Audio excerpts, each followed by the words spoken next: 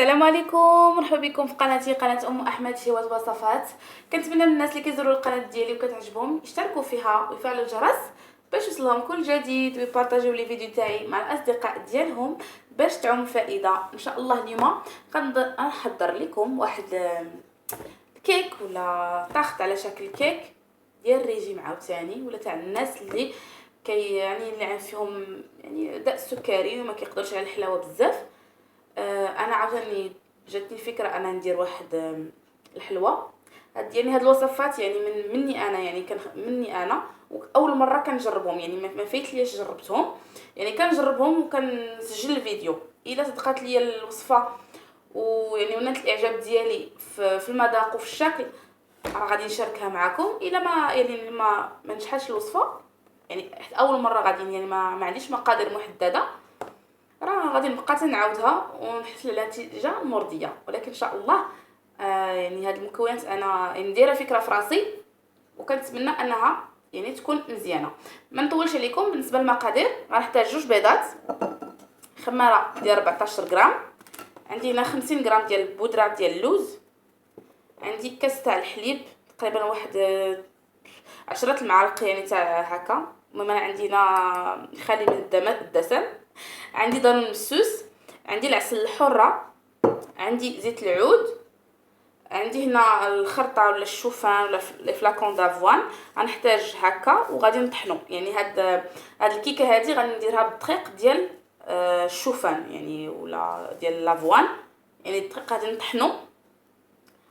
و جاتني فكره انني ندير هاد هكا. عندي بوعويد اللي غادي نعسلو ماء في العسل الحره، غادي نطيبو بشويه تاع الماء هو الاول تيطيح، وغندير مع العسل باش يتعسل ليا، ومعاه شويه تاع القرفه. الناس اللي ما كيعجبهمش القرفه يديروا الفاني ولا النكهه يديروا اللي بغاو. انا كتعجبني القرفه، غادي ندير القرفه. مبدئيا درت 2 بيضات،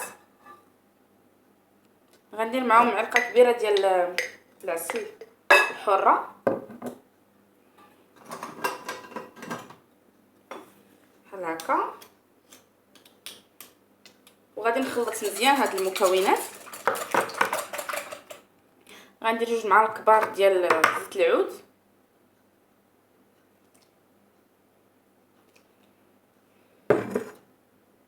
هكا. بالنسبه للعسل اللي بغى العسل يدير 2 معالق يمكن له يديروا، حيت انا غندير في البوعويد او الاجراس العسل، لهذاك صافي بمعلقه كبيره. اصلا انا ما بغيتهاش حلوه بزاف. صافي غادي نخلط مزيان هاد المكونات. غنضيف الحليب،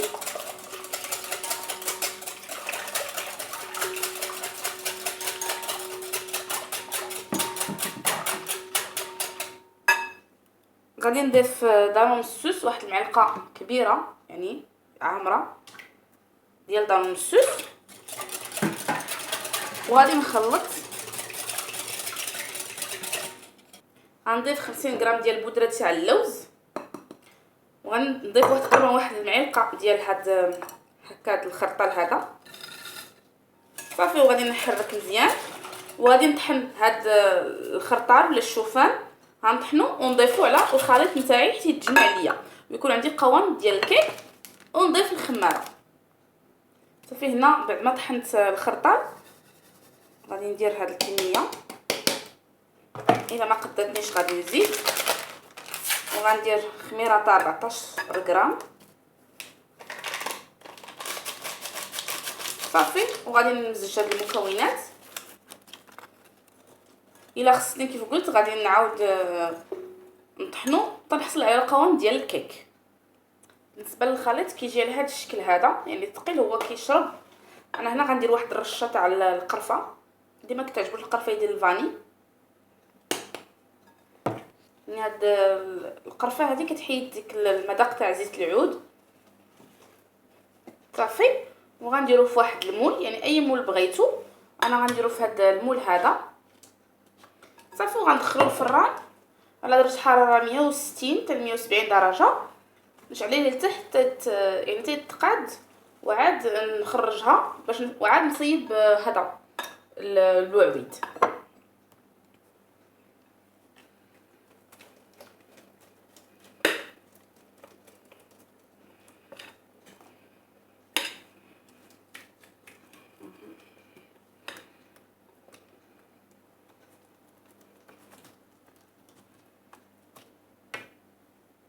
بالنسبه للبعويد غنجيب واحد المقله، غندير فيها البعويد اللي قطعته هكا، قشرته وقطعته هكا مربعات صغيره. غندير تقريبا واحد نص كاس تاع الماء، وغادي نغطي على هذا البعويد على عافيه مهيله حتى نحس به ترخى ويعني وطاب، يعني طاب عاد وينشف من هذا الماء. عاد يمكن لي ندير عليه العسل والقرفه ونعسلو. بعد ما حسيت بهذا طاب، يعني هذا الاجراس هذا طاب، هنا بقى ليا يعني الاجراس كيخرج السيرو نتاعو. الا ذقتو هذا السيرو غتلقاوه حلو، وغتلقاو بحال السيرو ديال اللي كيكون في العلب. غادي نخليوه هكا، يعني باقي فيه هذا السيرو هذا كما كتلاحظوا، تقريبا واحد 3 معالق اللي بقاو تاع الماء. وهنا الاجراس راه طاب، الا لاحظتوا راه طاب صافي. غادي نحاول انا ندير معها واحد 2 معالق كبار ديال هذا العسيله حره، ماشي عسل السكر وانما عسل حره صافي. وغندير معاه القرفه وغادي نرجعهم فوق البوطه، غير كيتعسلوا شويه ويبقى فيهم يعني هاد السيرو هذا غادي يتعسل حتى هو، باش ملي نديرهم فوق الكيكه ولا فوق الطورتيه طارطه عفوا ولا الحلوه، باش هاد السيرو بحال غادي يسقي لينا داك الكيكه وغتجي يعني فازقه من الداخل. المهم انا غادي نرجع هكا البوطه وغادي نبقى نحرك مزيان حتى نحس بهاد الاجراس تاع السل، ونتلاقاو ان شاء الله. بالنسبه للكيكه نتاعي ها هي خرجت من الفران، كتجي على هذا الشكل هذا، تحمرات مزيان. بالنسبه لهذاك الاجراس ولا البعويد، هو صعيب باش يتحمر دغيا، يعني ما فيهش سكر، فيه غير العسل، صعيب باش يتحمر. انا ملي قلت لكم خليت السيرو حيدت منه واحد شويه السيرو، يعني حيدت داك السيرو اللي زايد حتى حسيت به حتى ولا بحال السيرو هذا، حيدته وعاد بقيت كنشحر مزيان، يعني بقاو غير شدوا مع الخاطر باش يتشحر باش يجي معسل. هذا السيرو هذا هو اللي غادي نسقي به هكا الكيكه من الفوق بالحلوه كيف قلت باش تجينا فتيه على هذا الشكل هذا. وغادي نخليها حتى تبرد وعاد نقدموها ان شاء الله لانها باقا سخونه.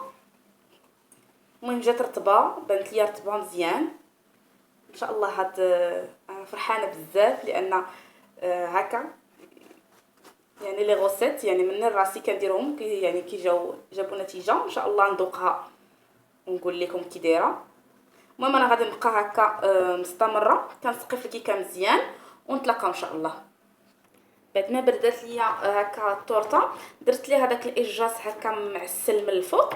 هنا درت شويه تاع اللوز كونكاسي، درتو هكا فاش خرجت لك الحلوه من الفران، دخلتو هكا غير في الصهد ديال الفران وتحمر. غادي نرشو هكا من الفوق، هكا الريحه ديال القرفه والريحه ديال يعني جات غزاله، يعني كما تصورتها في راسي هكا مزيان. بانه درت اللوز في الداخل، قلت ندير اللوز هكا من الفوق،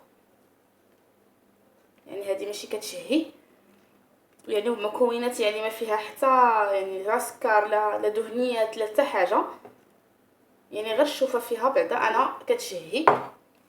هانتوما كنتمنى انها تبان لكم وتعجبكم وتجربوها. وصفه ناجحه 100%. الحمد لله انا نجحت معايا. كيف قلت لكم انا بغيت نديرها بحال شكل طارطه، ماشي تكونش عاليه بزاف. هكا الاجراس هكا معسل كما عسلته غير بالعسل الحره والقرفه والماء. وهنا درت هكا كما لاحظتوا، شوفوا كتجي رطبه. كنتمنى انها تعجبكم. انا هنا قطعت لكم واحد المورسو كما لاحظتوا كي